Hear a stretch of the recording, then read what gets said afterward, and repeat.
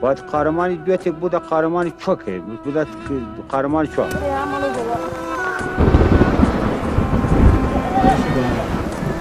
اولا با ما خوشم دیگه بچه ایمه علم زولایمه همیشه بین کرماشا و ایلیام خوزستان تا مرز عراق های محال کوچ سخت زندگی آسه تو با دست یا باشگاه جابو سر بشر پاتو واسیجا که شماسیدم را دمکم